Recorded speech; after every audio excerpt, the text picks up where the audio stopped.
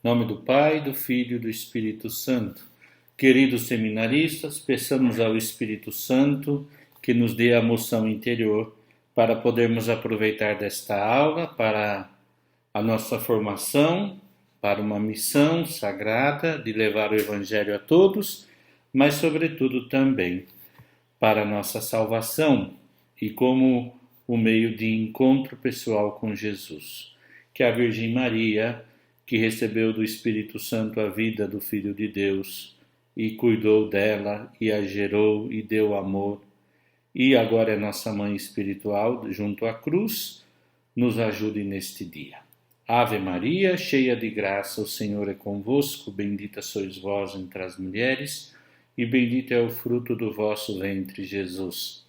Santa Maria, Mãe de Deus, rogai por nós, pecadores, agora e na hora de nossa morte. Amém.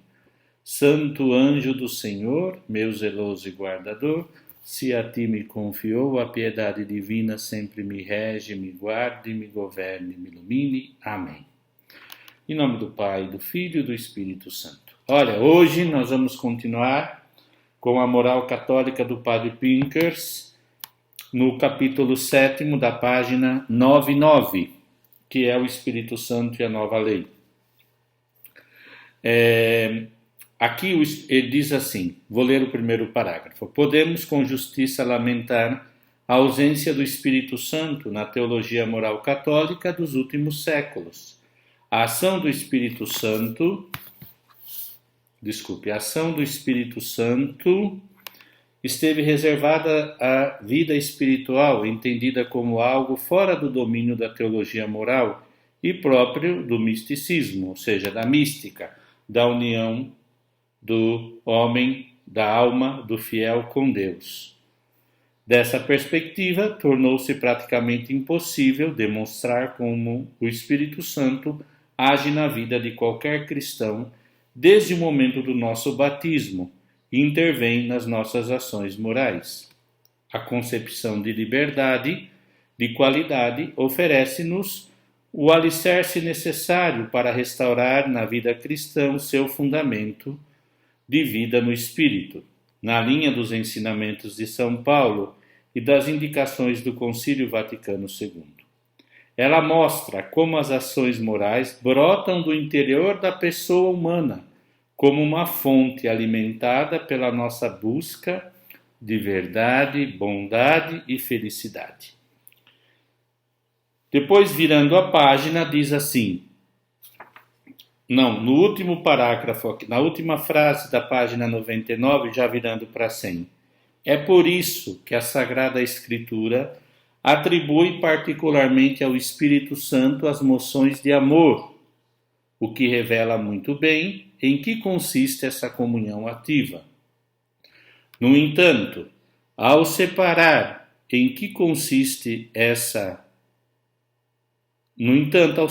a liberdade das nossas inclinações naturais e ao colocar a origem da vida moral numa lei exterior, nós vemos na história como foi deixado esta parte da Suma para responder às outras questões. Não? Nós já estudamos, não? E ao colocar a origem da vida moral numa lei exterior, a teoria da liberdade e da indiferença, que nós já estudamos muito, rompe as linhas de comunicação entre a ação do Espírito Santo, a moral e a lei. Essa ruptura não permanece apenas no nível das ideias, penetra nas profundezas da consciência moral. Meu amado irmão, se nós pegarmos aqui no livro do Moral Fundamental do Aurélio Fernandes, que eu espero que vocês adquiram, porque terminando a análise do Pinkers nós vamos começar, quando fala de lei, fala da lei moral, no capítulo 7, nós vamos estudar depois, definição de lei, condições, tipos de lei. Fala da lei eterna, lei natural, a lei positiva e depois a lei nova ou a lei do Evangelho. Agora, nós vamos estudar no Pinkers toda essa problemática do papel do Espírito Santo e a nova lei. Vamos entender isso. Por isso, na página 100, a nova lei ou lei evangélica. Ó como diz, para descrever como o Espírito Santo age na vida do cristão, devemos estudar a análise da nova lei ou lei evangélica que São Tomás realiza no final do seu estudo sobre a lei. Encontramos ali uma formulação teológica notável da renovação espiritual que ocorria no século XIII, uma renovação expressa nas preocupações evangélicas daquela época e personificada nas vidas de São Francisco e São Domingos. O ensinamento de Tomás é alimentado diretamente por São Mateus, São Paulo e as passagens mais belas dos profetas. Infelizmente, ao longo dos séculos, esse tratado foi quase completamente esquecido. Os moralistas estão agora em processo de recuperá-lo. A definição da nova lei, com os seus diferentes elementos, é feita da seguinte maneira: a lei evangélica é infusa ou interior e consiste na graça do Espírito Santo recebido pela fé em Cristo e operando pela caridade. Esse é seu elemento primário e a fonte do seu dinamismo e força. Essa lei também contém elementos secundários externos, tem como texto concreto o Sermão da Montanha e como instrumento os sacramentos. Esta é a sua matéria. Só aqui essa lei é infusa e consiste na graça do Espírito Santo recebido pela fé em Cristo. Aí a gente vai vendo como a síntese de Tomás pode nos ajudar hoje a ver num conjunto melhor, mais aprofundado, a teologia moral. Aqui então na página 101 e 102 está o texto da Suma. Eu vou ler com vocês, espero que vocês estejam com o livro em mãos e a gente pode ler possamos ler juntos, né? Vamos ver se dá. A nova lei é a lei do Novo Testamento, mas a lei do Novo Testamento é uma lei infusa em nossos corações, pois o apóstolo diz, citando a autoridade de Jeremias: dias virão, diz o Senhor, em que eu farei uma nova aliança com a casa de Israel e a casa de Judá. E explicando sobre o Novo Testamento, acrescenta: porque esta é a aliança que depois daqueles dias farei com a casa de Israel, diz o Senhor. Porei as minhas leis no seu entendimento e em seu coração as escreverei. Portanto, a nova lei é infusa dentro do coração. Deve-se responder: todo ser é considerado como sendo o que nele é principal, conforme diz Aristóteles. Ora, o que há de principal na lei do Novo Testamento e no que consiste toda a sua virtude é a graça do Espírito Santo dada pela fé em Cristo, por onde a lei nova é principalmente a graça mesmo do Espírito Santo dada aos fiéis de Cristo.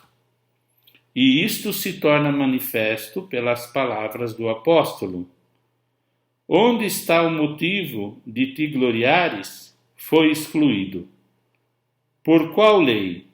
Pela das obras? Não, mas pela lei da fé, chamada assim, lei a graça mesma da fé, e mais expressamente, a lei do Espírito de vida em Jesus Cristo, me livrou da lei, do pecado e da morte.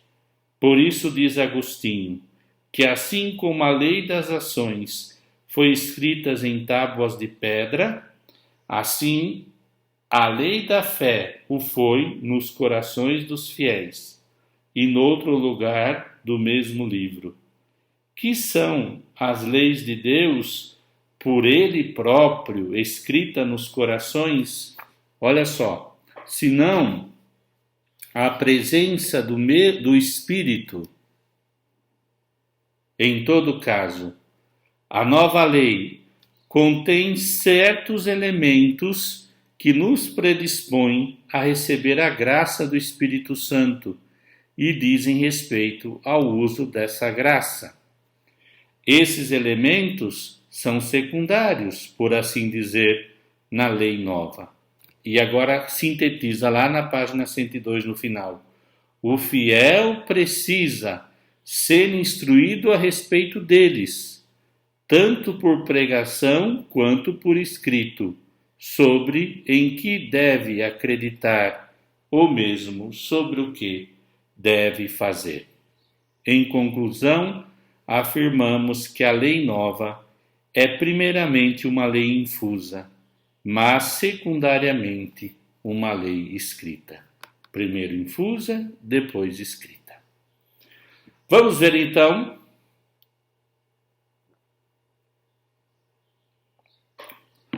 os elementos espirituais da nova lei. Tá bom? E vamos estudar com muita calma, mas com muita profundidade.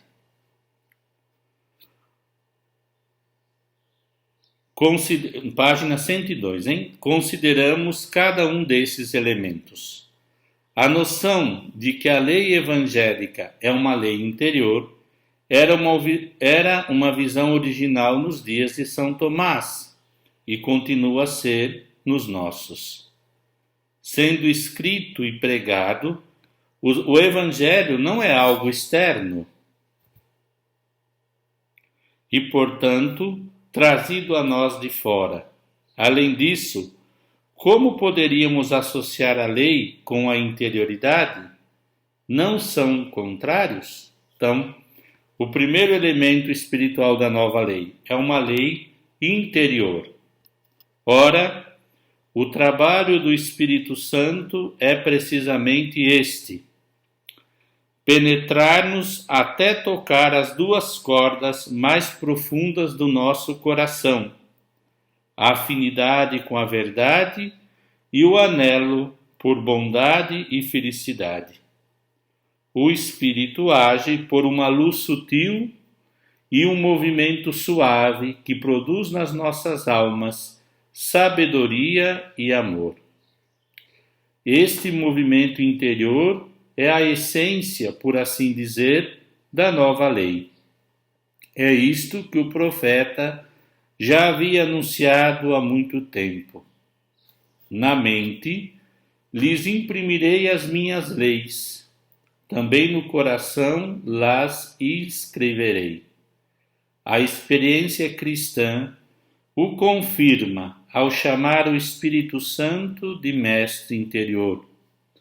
Ele ilumina-nos quanto à palavra que ouvimos e move-nos a vivê-la com sinceridade. Claramente, o termo lei adquire aqui um novo sentido, muito distante de qualquer juridicismo. É um aprofundamento e enriquecimento espiritual do conceito. A nova lei aproxima-se da lei natural, cujas raízes são de igual modo interiores. Ela também se torna a regra do amor infuso pelo Espírito Santo. Afinal, acaso as palavras não estão a serviço da realidade e da experiência? Então, se a lei natural é aquela que nos diz faça o bem e evita o mal, escrito em nosso coração, essa lei é o próprio Espírito que nos dá e infunde na nossa alma, no interior da nossa alma, pelo dom da fé. As virtudes teologais fé, esperança, caridade são gravadas em nós, são infundidas em nós pela graça do batismo. Não é? A raiz, a fé em Cristo. Vamos lá. A fé em Cristo é o segundo elemento espiritual da lei. A fé em Cristo marca o ponto inicial da nova lei dentro de nós. Esquecemos-nos com frequência de que a fé em Cristo é a mãe da moral cristã e acabamos por reduzi-la a algumas obrigações acerca das verdades em que devemos crer sob pena de pecado. Agindo assim, atenuamos as linhas que ligam a fé às obras. Quando São Paulo, na Epístola aos Romanos, defronta-se com a moralidade judaica, enrijecida na justiça, decorrente da observância da lei, e a moral grega, revestida em suas pretensões de sabedoria, confrontam-as audaciosamente com a fé em Cristo crucificado, que se tornou para nós justiça e a sabedoria de Deus. Essa é a fonte da vida moral, de acordo com os evangelhos. Ela depende do Espírito Santo, que acende a fé, ensina desde o interior a sabedoria e a justiça de Deus. O advento da fé causa uma transformação original e substancial na vida moral. Centra numa pessoa concreta, Jesus Cristo, que se torna, na sua particularidade histórica, no seu corpo que sofreu e ressuscitou, a fonte e a causa da justiça e da sabedoria. Em suma, ele tornou-se a fonte e a causa da excelência moral para aqueles que creem. Jesus não é meramente um sábio ou um modelo. Por meio dos laços pessoais que a fé e o amor iniciam, estabelece uma comunhão espiritual tão próxima entre si e os discípulos que São Paulo apresentará a vida do cristão como uma vida em Cristo.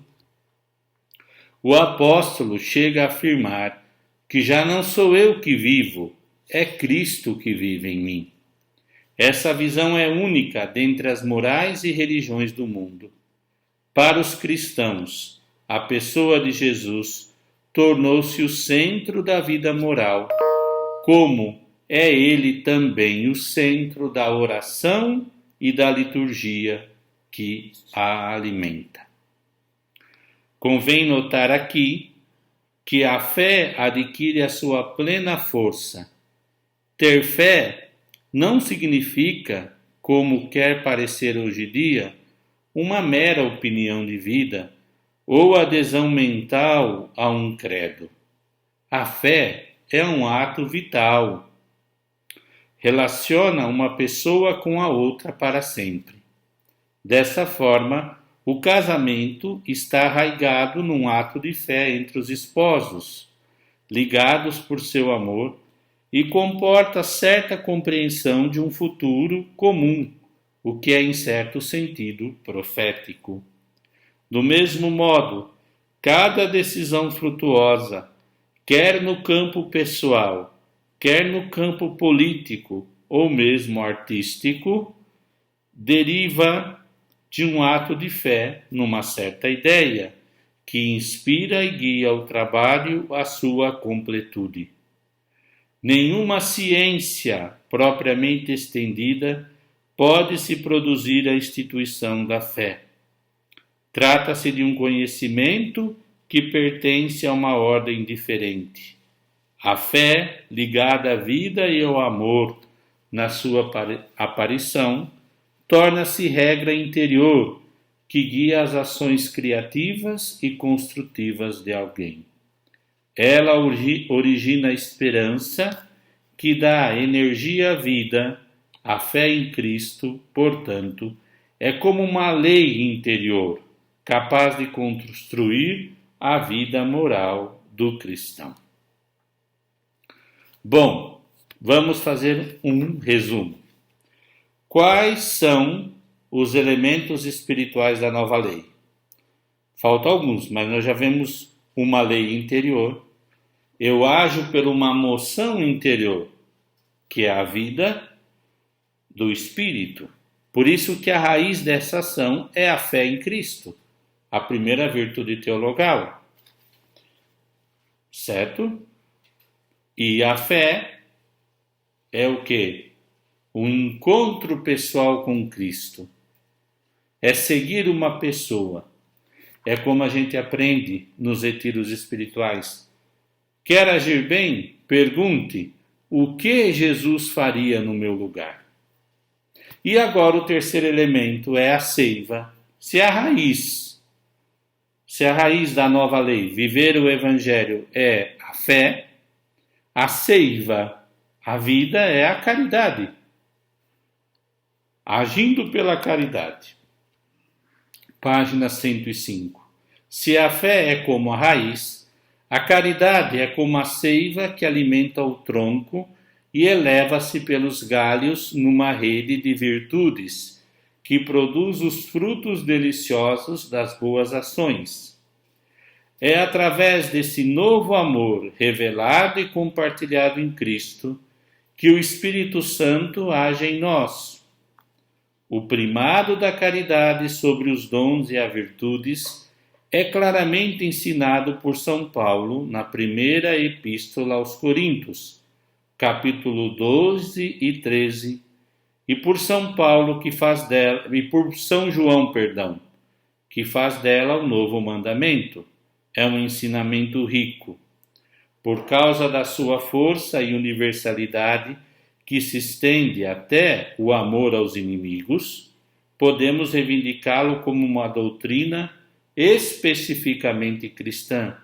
Na medida em que se desdobra, ela revela como a caridade anima todas as virtudes. Então, vamos ver outro ponto importante aqui, que é a caridade.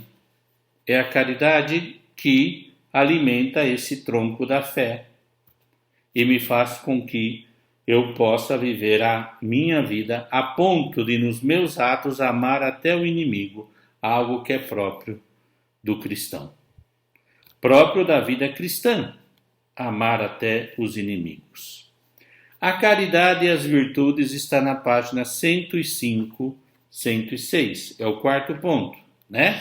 Lei interior, a raiz é a fé em Cristo, a seiva é a caridade. E agora, a caridade e as virtudes. Nós também vamos estudar o que são as virtudes, a primeira parte ao menos, no livro do Aurélio Fernandes. Mas agora a gente vai relacionar. Página 105 ao fundo, a caridade e as virtudes. A caridade é normalmente descrita como a mãe e a forma das virtudes. Realmente ela gera e inspira a sua unidade orgânica, que a teologia agrupa em torno das virtudes cardeais e teologais. As virtudes são interconectadas, agindo e crescendo juntas, como membros de um corpo vivo. Deve-se ressaltar, no entanto, que mesmo tendo adotado a concepção filosófica das virtudes, os escritores cristãos transformaram profundamente essa concepção precisamente por causa de sua experiência com a caridade. As virtudes dos filósofos, independentemente da sua elevação e abertura, deixam as pessoas sozinhas nos seus esforços, sempre tentadas a fechar-se na sua própria excelência, na sua capacidade. A intervenção do amor nas raízes das virtudes provoca uma transformação vital, colocando-nos em comunhão com a pessoa de Cristo.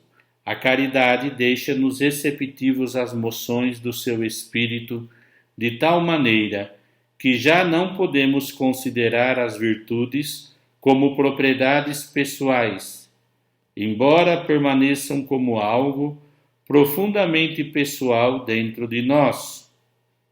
Tornaram-se propriedade daquele que agora as inspira.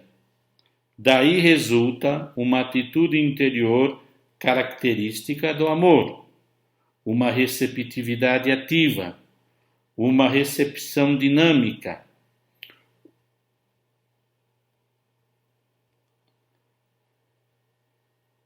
uma obediência alegre e criativa ao Espírito que gera um agir mais forte, porque já não é agir de um indivíduo solitário. Através da caridade, essa atitude, unida docilmente à iniciativa, transfere-se às outras virtudes e marca as suas ações. Vou dar um exemplo. Se as virtudes humanas podem ser feitas por qualquer pessoa que tem um bom juízo, não ser prudente, ser justo, etc., o cristão, pela força do Espírito Santo, é prudente com amor e por amor, por caridade. É justo por amor, por caridade. Por isso que ele fala, obedece de modo alegre e criativo, porque é movido por algo. Ele não está só com a força da sua razão, do seu ser. Ele é movido pelo Espírito Santo. Tá certo? Simples assim. A caridade e os dons do Espírito Santo, na página 106. Muito bem. Vamos lá. A fim de dar uma expressão mais satisfatória dessa experiência concreta,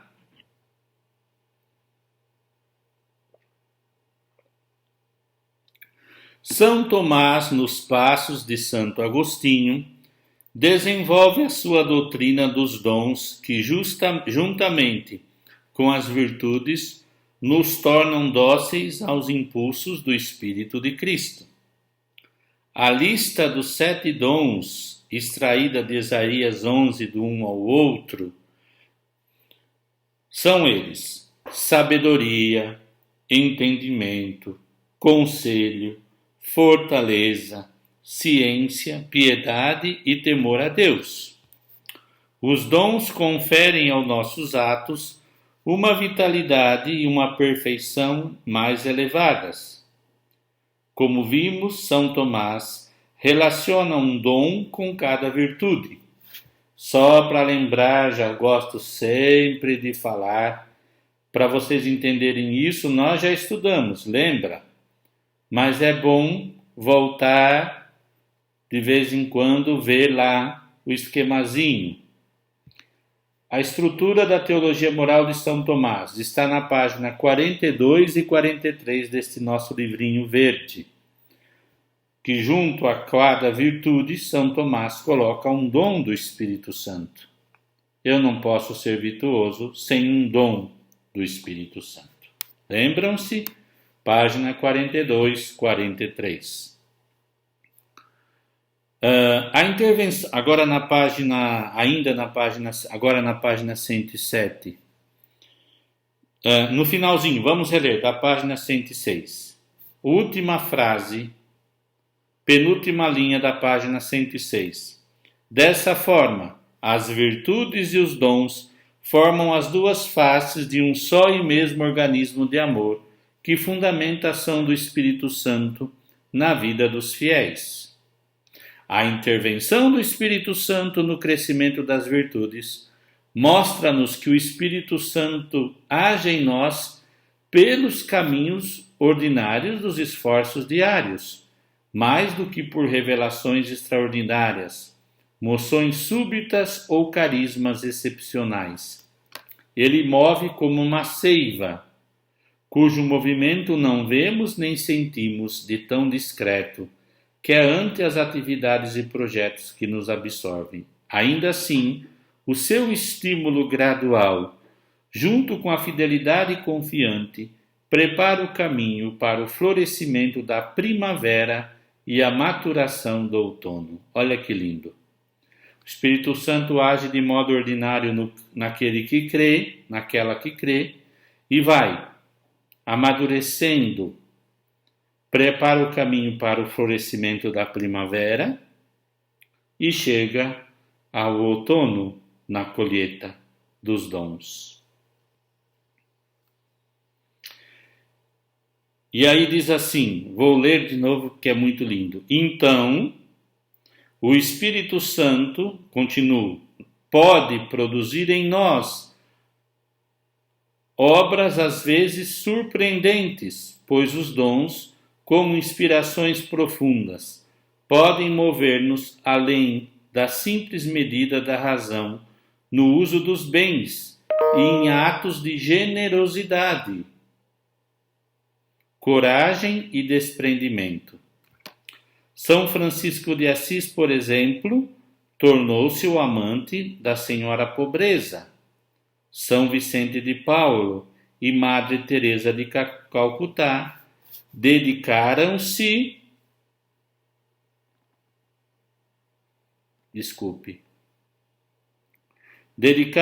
aos destituídos, aos pobres.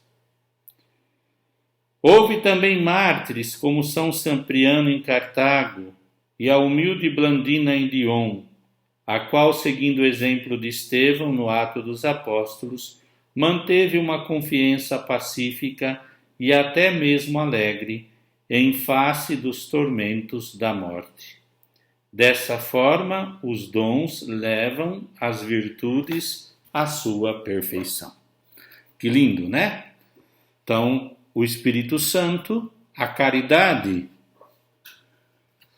das nossas ações são movidas não de um modo dinâmico, no ordinário de cada dia, o Espírito Santo age em nós e produz o fruto da caridade em fatos concretos, no martírio, no amor aos pobres e na vida ordinária dos pais de família, das mães de família. Tá bom?